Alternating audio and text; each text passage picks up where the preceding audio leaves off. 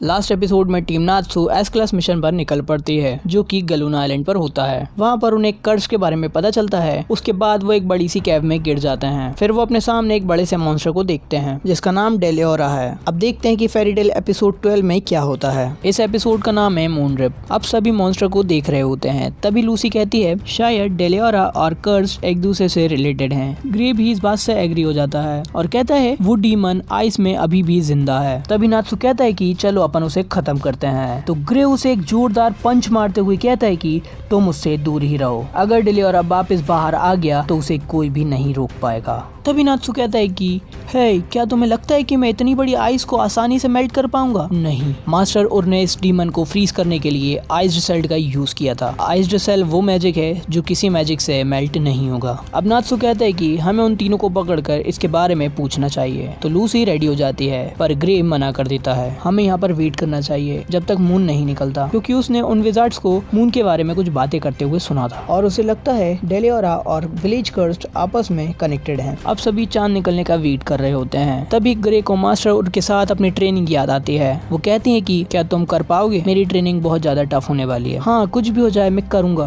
तो अब लूसी यहाँ पर बोर होने लगी है तो वो एक सेलेस्टियल स्पिरिट लायरा को समन करती है जो कि एक सिंगिंग स्पिरिट है। अब वो एक सॉन्ग गाती है। ये एक सैड सॉन्ग है जो कि ग्रे को इतना सैड कर देता है कि उसकी आंखों से आंसू निकलने लगते हैं। उसके बाद ये सभी सो जाते हैं। कुछ देर बाद वो जगह हिलने लगती है और सब लोग उठ जाते हैं और ये लोग देखते हैं कि डेलियोरा पर ऊपर से एक पर्पल लाइट आ रही है और अब ये देखने निकल जाते हैं कि ये लाइट कहाँ से आ रही है। लाइट का सोर्स ढूंढते ढूंढते वो टेम्पल के ऊपर आ जाते हैं और वहाँ वो कुछ सॉसर्स को जादुई मंत्रों का जाप करते हुए देखते हैं। अब हमें पता चलता है कि वो मून लाइट को कलेक्ट कर रहे हैं और तभी लायरा बताती है कि इस स्पेल को मून रिप कहते हैं। ये एक एंशिएंट स्पेल है और इस स्पेल को यूज कर रहे हैं डेलियोरा को आजाद करने के लिए। लेकिन वो आइस मेल्ट नहीं हो सकता। हाँ, लेकिन मून रिप कर सकता है। मून रिप किसी भी स्पेल को ब्रेक कर सकती है और विलेजर्स जो कर्ज समझ रहे हैं वो मून रिप का साइड इफेक्ट्स है। अब वहाँ पर एक मास्क पहना हुआ विजार्ड आ जाता है और उसके साथ वो तीनों विजार्ड भी होते हैं जिन्हें हमने पहले देखा था। अब वो चारों उन इंट्रोडर्स के बारे में डिस्कस कर रहे होते हैं। मुझे ये कहते हुए बहुत दुख हो रहा है कि वो घुसपैठिए यहाँ से भाग गए हैं। कोल्ड एम्परर, क्या डेलियोरा आजाद हो गया? आज नहीं तो कल डेलियोरा आजाद हो ही जाएगा। अगर तुम्हें वो इंट्रोडर्स दोबारा दिखें तो तुम उन्हें मार दो।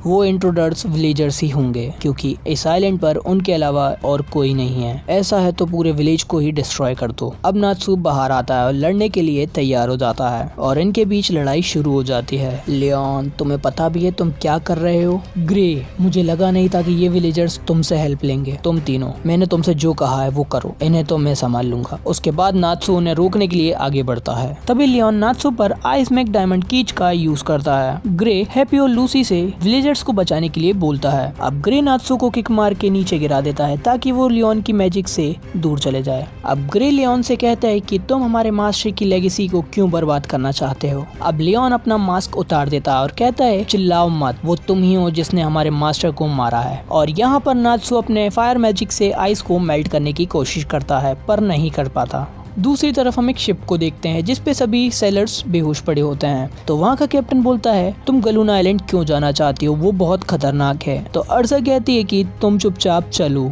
तो फिर कैप्टन कहता है तुम ऐसा करो, हमारी शिप ले लो और हमें जाने दो, क्योंकि वहाँ जो भी जाता है कर्ज का शिकार बन जाता है। तो अर्सा कहती है मुझे फर्क नहीं पड़ता, क्योंकि जो रूल तोड़ता है उसे पनिशमेंट मिलनी चाहिए। कुछ देर बाद गलूना आइलैंड जाने के लिए सभी सेलर्स रेडी हो जाते हैं। अगले सीन में लियोन ग्रे से कहता है तुम मेरे काम में दखल मत दो। तुम्हें अच्छा लगे या ना लगे, मैं डेलियोरा को आजाद करके रहूंगा। मैं ऐसा नहीं होने दूंगा। अब लियोन आइसमैक ईगल अटैक करता है तो ग्रे अपनी सेफ्टी के लिए आइसमैक शील्ड का यूज करता है, लेकिन उसका कोई मतलब नहीं होता। तो लियोन कहता है कि तुम स्टैटिक्स मैजिक यूज करते हो और मैं एक्टिव मैजिक यूज करता हूँ, जिससे जो मैं ऑब्जेक्ट क्रिएट करता हूँ वो लिविंग क्रिएचर्स की तरह मूव करते हैं। अब ग्रे आइसमैक हैमर और लियोन आइसमैक ऐप का यूज करता है। तो लियोन कहता है कि तुम अपने मैजिक स्पेल को कास्ट करने के लिए 2 हाथ का यूज करते हो। तो ग्रे कहता है कि हमारे मास्टर ने ऐसे ही सिखाया है। एक हाथ से किया हुआ मैजिक इनकम्प्लीट और अनबैलेंस होता है, लेकिन लियोन कहता है कि मैं कर सकता हूँ और मैंने पहले ही उर के स्किल लेवल को सरपास कर दिया है। अब मैं तुमसे बहुत ज्यादा स्ट्रांग हूँ। मैं डेलियोरा को इसलिए रिलीज करना चाहता हूँ कि सबको बता सकूँ कि मैं उर से ज्यादा स्ट्रांग हूँ और मेरा बचपन से सपना था कि मैं उर को सरपास करूँ, लेकिन वो तुम्हारी वजह से मर गई और मेरा सपना अधूरा ही रह गया। अगर मैं डेलियोरा को रिलीज करके उसको हरा दूं तो मैं उर से भी ज्यादा स्ट्रांग कहलाऊंगा। लेकिन ग्रे उसे ऐसा करने से मना करता है, लेकिन लियोन उसकी नहीं सुनता और उस पर अटैक करता है और कहता है तुमने डेलियरा को चैलेंज किया था, इसलिए ओर को अपनी जान गंवानी पड़ी।